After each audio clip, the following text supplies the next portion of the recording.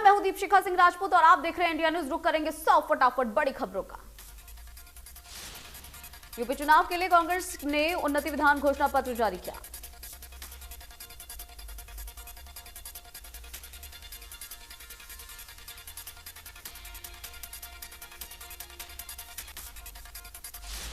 कांग्रेस के पूर्व राष्ट्रीय अध्यक्ष राहुल गांधी 10 फरवरी को हरिद्वार के मंगलौर और अल्मोड़ा के जागेश्वर में जनसभा करेंगे। कर्नाटक में चल रहे हिजाब विवाद पर अब प्रियंका गांधी ने ट्वीट किया है। कांग्रेस महासचिव प्रियंका गांधी ने लिखा है कि महिलाओं को अपने हिसाब से कपड़े पहनने का हक है, जो कि उनको संविधान ने दिया है। प्रियंका गांधी ने ट्वीट के आखिर में लिखा कि अपने कैंपेन का हैशटैग लड़की हूं लड़ सकती हूं भी लगाया है। प्रियंका गांधी ने लिखा है कि चाहे वो बिकनी हो, घूंघट हो या फिर जीन्स हो या हिजाब हो, ये महिला को तय करना है कि उसे क्या पहनना है।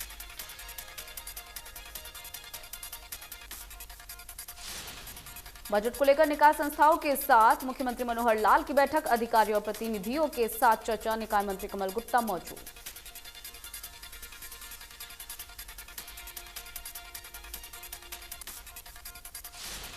रादौर के गांव गुमथला राव में स्थित इंकलाब मंदिर में स्थापित महान क्रांतिकारी मंगल पांडे की प्रतिमा का विधानसभा अध्यक्ष ज्ञानचंद गुप्ता ने वर्चुअल तरीके से अनावरण किया।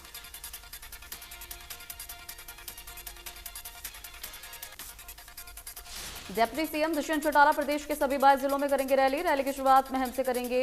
27 फरवरी को महम में 24 खाप के चबूतरे पर जेजेपी की पहली हल्का स्तरीय रैली होगी। जेजेपी के युवा प्रदेश अध्यक्ष रविंद्र सांगवान ने बताया कि जेजेपी 22 दिसंबर तक सभी 22 जिलों को कवर कर देगी। महम रैली की तैयारियों को लेकर हल्के में 15 दिन तक जेजेपी नेता जनसंपर्क अभियान चलाएंगे।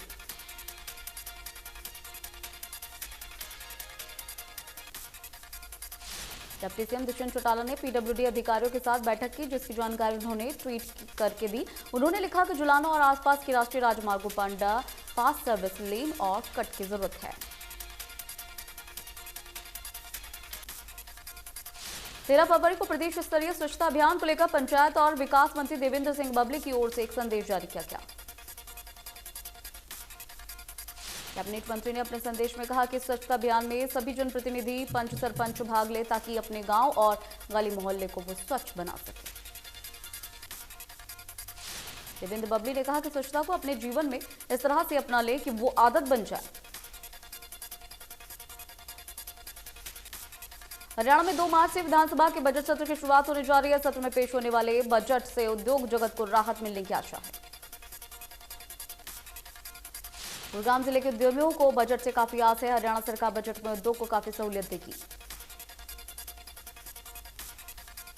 पेश होने वाले बजट में उद्यमी औद्योगिक क्षेत्र मानेसर को मेट्रो से जोड़ने की मांग की जा रही है, जिससे औद्योगिक क्षेत्र को नई ऊर्जा मिल पाएगी।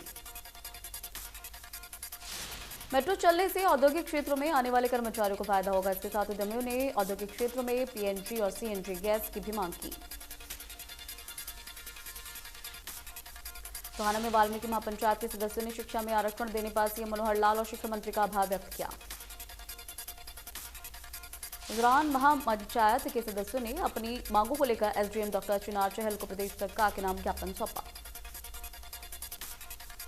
ज्ञापन में उन्होंने कहा कि मुख्यमंत्री मनोहर लाल ने ऐतिहासिक निर्णय लेते हुए वाल्मीकि समाज के 38 जातियों को शिक्षा में आरक्षण का निर्देश दिया, जो कि सराहनीय है।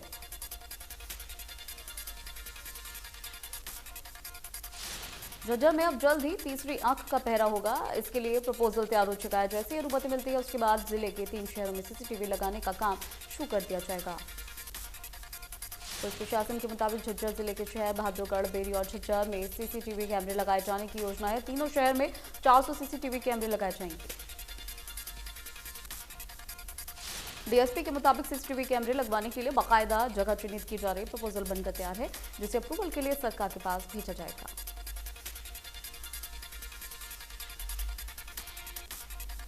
दिल्ली अमृतसर नेशनल हाईवे पर तेज गति से वाहन चलाने वालों पर नकेल कसने के लिए हरियाणा पुलिस ने कमर कस ली है। नेशनल हाईवे पर लंबे अरसे से लगाए गए ओवर स्पीड डिटेक्टिंग कैमरों को लेकर तैयारी की गई है। ओवर स्पीड वाहनों के चालान काटने के लिए ना तो नेशनल हाईवे पर पुलिस नाका लगाएगी और ना ही किसी वाहन चालक को रोकेगी, बल्कि अब ट्रैफिक नियम तोड़ने वालों के चालान सीधे उनके घर भेजे जाएंगे। पंचायतों का कार्यकाल खत्म हुए लगभग 1 साल हो चुका है, लेकिन फरीदाबाद में 2 पंचायतों ने रिकॉर्ड अभी तक जमा नहीं कराया। खंड विकास और पंचायत अधिकारी ने दोनों सरपंचों के खिलाफ पुलिस में शिकायत दी है। खंड विकास और पंचायत अधिकारी की माने तो पिछले साल फरवरी में पंचायतों का कार्यकाल खत्म हो चुका है, लेकिन अभी तक प्रतला के गांव कैल और तिंगांव विधानसभा के गांव मुजेड़ी में सरपंच ने बस्ता जमा नहीं कराया।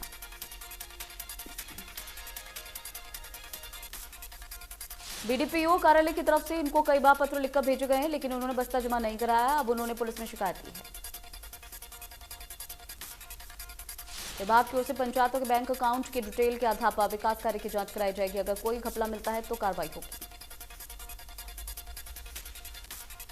उलाचीका में भारतीय किसान यूनियन की बैठक हुई। रत्नमान ने कहा कि कलायत में 12 फरवरी को होने वाली रैली में ज्यादा से ज्यादा संख्या में लोग पहुंचेंगे। डोर टू डोर जाकर रैली को न्योता दे रहे हैं। कलायत में भारतीय सेना की बड़ी रैली की जाएगी, जिसमें किसान नेता राकेश टिकैत होंगे।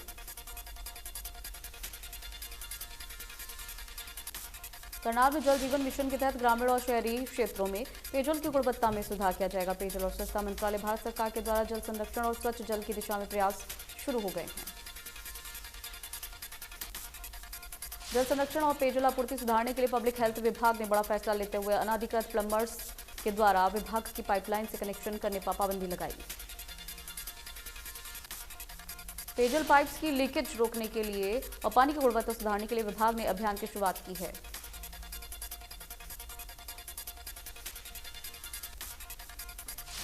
कोरोना केस कम होते ही सरकार ने बड़ा फैसला लेते हुए पहले से 9वीं तक के क्लासेस खोलने की अनुमति दे दी है। इससे पहले 11वीं से 12वीं की कक्षाएं शुरू की जा चुकी हैं। सरकार के आदेश के बाद से हरियाणा में 10वीं से 12वीं तक के स्कूल खोलने के आदेश दे दिए गए थे और इस आदेश के बाद से अब धीरे धीरे स्कूलों में छात्रों की संख्या बढ़नी शुरू हुई है।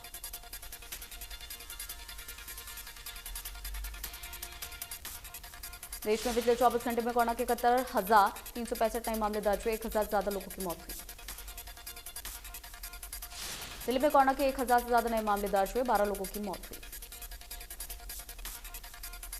हरियाणा में 24 घंटे में कोरोना के 1,000 से ज्यादा नए मामले दर्ज हुए। 27 लोगों की मौत हुई। एक दिन में 3,000 से ज्यादा लोग रिकवर हुए।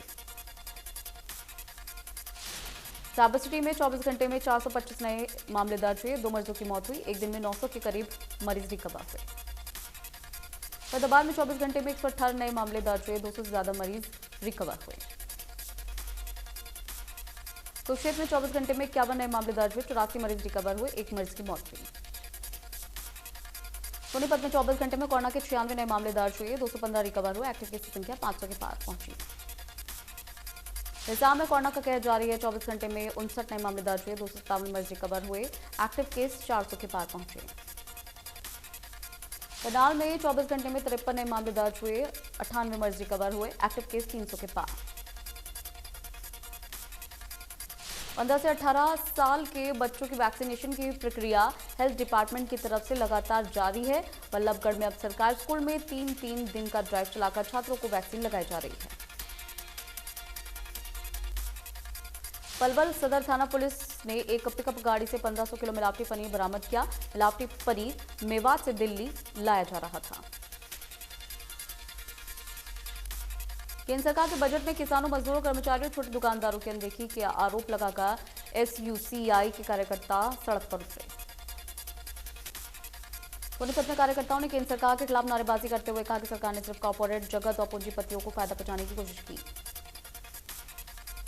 कॉर्पोरेट जगत के टैक्स बजट में 12% से घटाकर 7% किया गया। इतना नहीं, मनरेगा, एमएसपी की राशि में कटौती की गई। खेतीबाड़ी और सिंचाई प्रणाली का ध्यान नहीं रखा गया। सोनीपत में मिनी सचिवालय के सामने सैकड़ों किसानों ने धरना दिया। प्रदर्शनकारी किसान खराब फसलों के मुआवजे की मांग कर रहे हैं।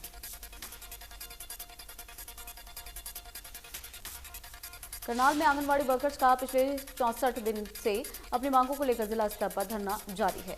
वर्कर्स ने विधायक नीलो खेड़ी निवास का घेराव किया।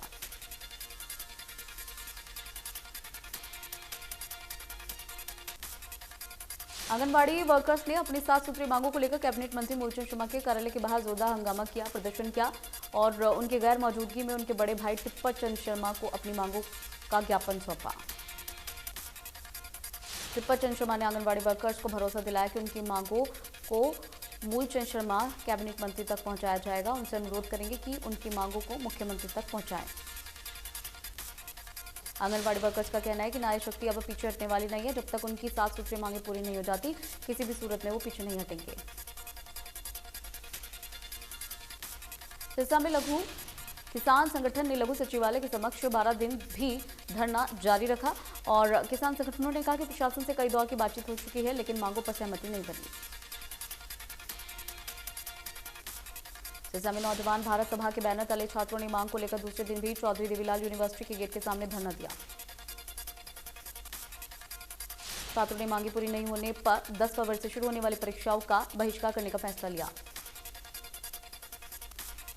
छात्रों का कहना है कि यूनिवर्सिटी प्रशासन को ज्ञापन सौंपा गया था, लेकिन उनकी मांगों की कोई सुनवाई नहीं हुई। 1 फरवरी से कॉलेज और यूनिवर्सिटी खुली है। 10 फरवरी से परीक्षाओं का शेड्यूल जारी कर दिया गया है। लंबे समय से छात्रों की पढ़ाई प्रभावित हो रही थी। 10 दिन में वो तैयारी नहीं कर सकते हैं, इसलिए परीक्षाएं 20 फरवरी से करवाई जाएं।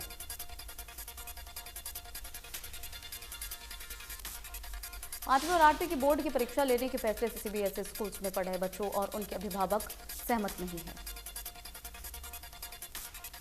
अभिभावकों का कहना है कि सीबीएसई की ओर से पहले ही आए साल परीक्षा कराई जाती रही है। अगर हरियाणा बोर्ड भी अलग से परीक्षा कराए तो बच्चों पर ज्यादा बोझ पड़ेगा।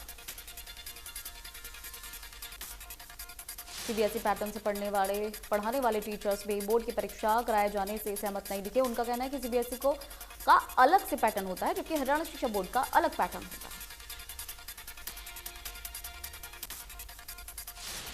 हरियाणा पुलिस कांस्टेबल भर्ती फर्जीवाड़े मामले में रोजाना नए खुलासे हो रहे हैं। अब मामले में पहली बार फीमेल कैंडिडेट पर गाज गिरी। पंचकुला पुलिस की एसआईटी टीम ने 2 महिलाओं को गिरफ्तार किया। हरियाणा पुलिस में दुर्गा शक्ति और कमांडो के लिए भर्ती होने वाले इन कैंडिडेट ने फर्जीवाड़ा किया था। महिला कैंडिडेट ने अपना फिजिकल और पेपर देने के नाम पर फर्जी कैंडिडेट का सहारा लिया था। एसआईटी की इंचार्ज ने बताया कि इन आरोपियों से पूछताछ की जा रही है और बाकी आरोपियों की तलाश में रेड की जा रही है। साबर सिटी गुरुग्राम में ए डॉट बैंक्वेट में इनकम टैक्स विभाग की रेड पड़ी। एम्बियंस में स्थित लग्जरियस बैंक्वेट में सुबह से चल रही इनकम टैक्स विभाग की रेड में कई बड़ी चीजें निकलकर सामने आई। 4 गाड़ियों में आए इनकम टैक्स के अधिकारी ए डॉट बैंक्वेट के कागजात खंगालने में। ए डॉट बैंक्वेट में उद्योगपतियों से लेकर मंत्रियों तक के वैवाहिक समारोह होते हैं आयोजित। गुरुग्राम में सीएम फ्लाइंग और स्वास्थ्य विभाग की संयुक्त टीम ने कार्रवाई करते हुए कोरोना की फर्जी रिपोर्ट बनाने वाली लैब पर रेड की। गुरुग्राम में ऑक्यूपेशनल सर्टिफिकेट लेने के बाद से इमारत में कर रहे अवैध निर्माण को लेकर डीटीपी डिपार्टमेंट की तरफ से अब सख्ती शुरू हो गई है। गगनचुंबी इमारतों में तस्वीर और तकदीर बदलनी शुरू। डीटीपी विभाग से ऑक्यूपेशन सर्टिफिकेट लेने के बाद से लोग अवैध निर्माण को लेकर डीटीपी विभाग की तरफ से ऐसे लोगों पर नकेल कसने के लिए टीम्स गठित कर दी गई है। तो विधानसभा चुनाव के मद्देनजर सीमावर्ती बॉर्डर्स की सुरक्षा कड़ी कर दी गई। जिला पुलिस अधीक्षक राजेश दुग्गल और उपायुक्त कृष्ण कुमार ने करमन बॉर्डर का औचक निरीक्षण किया। पुलिस अधीक्षक ने आवश्यक दिशा निर्देश दिए। इसके अनुसार यूपी बॉर्डर से लगते 5 नाकों से 3 किलोमीटर की दूरी तक शराब ठेके दिनांक 11 फरवरी तक बंद रहेंगे।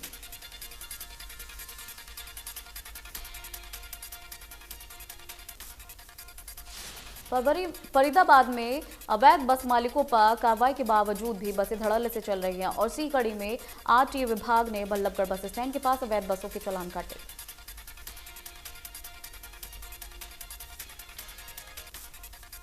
बल्लभगढ़ में एनएचएआई विभाग ने नेशनल हाईवे की जमीन पर अवैध कंस्ट्रक्शन पर तोड़फोड़ कार्रवाई करते हुए कई दुकानों को तोड़ा।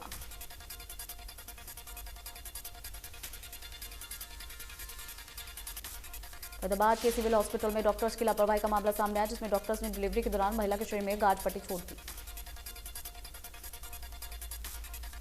परिजन महिला को लेकर हॉस्पिटल पहुंचे, जहां अपनी भूल को देखकर डॉक्टर्स ने वो गाज पट्टी निकाली। अरावली की पहाड़ियों में अब वन्य जीव जंतुओं को लेकर सर्वे होने जा रहा है। चंडीगढ़ में हरी झंडी मिलते ही ये सर्वे शुरू हो चुका है। फतेहाबाद में पैसे के लेन देन पर बुजुर्ग प्रॉपर्टी डीलर की बेरहमी से पिटाई के मामला सामने आया है। शहर के बीघड़ रोड पर एक प्रॉपर्टी डीलर पर मारपीट करने का आरोप लगा है। मारपीट का सीसीटीवी फुटेज सामने आया है और 10 लाख रुपए का बताया जा रहा है। फिलहाल पुलिस ने मामला दर्ज कर लिया है। उधारी चुकाने से बचने के लिए लूट का झूठा मामला दर्ज करवाने वाले दुकानदार को पुलिस ने गिरफ्तार किया। दरअसल बावल के दुकानदार औद्योगिक क्षेत्र में अपने साथ हुई लूटपाट की सूचना पुलिस को दी थी। सूचना के बाद से बावल डीएसपी के साथ पुलिस टीम मौके पर पहुंची। दुकानदार ने पुलिस को बताया कि 3 बाइक पर सवार होकर लड़के आए थे। 9 नकाबपोश बदमाशों ने पिस्टल के बल पर उससे 22,000 की नकदी लूटी और फरार हो गए। दिन दहाड़े हुई इस लूट को पुलिस ने गंभीरता से लिया और जांच के दौरान सारी बात बाहर निकल कर आ गई। बता दें कि संदेह होने पर पुलिस ने उससे सख्ती से पूछताछ की, तब उसने ये तमाम सच उगल दिया।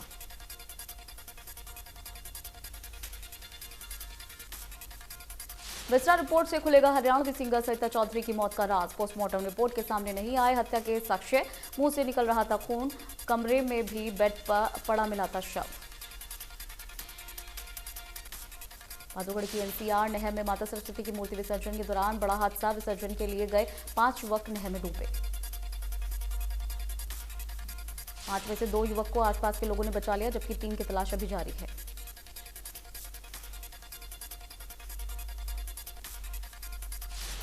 नरवाना के धरौदी गांव की गड़ीपत्ती में अज्ञात कारणों की वजह से मकान का पिछला हिस्सा भरभराकर गिर गया। मकान में सो रही महिला और एक पशु दब गया। ग्रामीणों की मदद से महिला और पशुओं को बाहर निकाला गया, जिसमें एक गाय के बछड़े की मौत हो गई।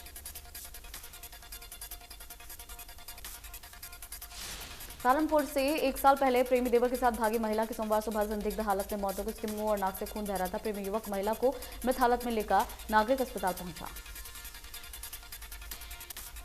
गुरुग्राम के केएमपी पंच गांव के पास 2 ट्रक की टक्कर हो गई। हादसे में एक ट्रक ड्राइवर को अपने पैर गंवाने पड़े।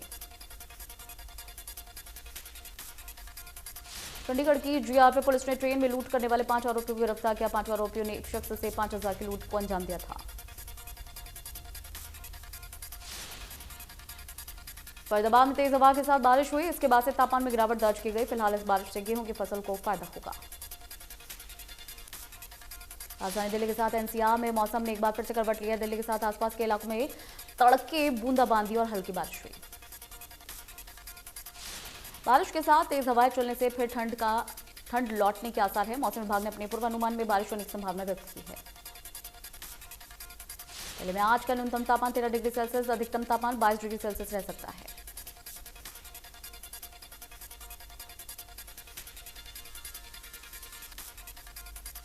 ऑस्कर 2022 के नॉमिनेशन की लिस्ट सामने आई है और इस बार भारत से एक डॉक्यूमेंट्री मूवी को ऑस्कर में एंट्री मिली है।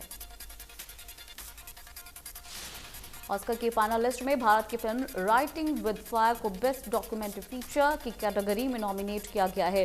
देश भर के लिए गर्व की बात है। राइटिंग विद फायर बेबाक पत्रकारिता पर बेस्ड है और इससे पहले ही सनडांस फिल्म फेस्टिवल में स्पेशल जूरी अवार्ड ले चुकी है।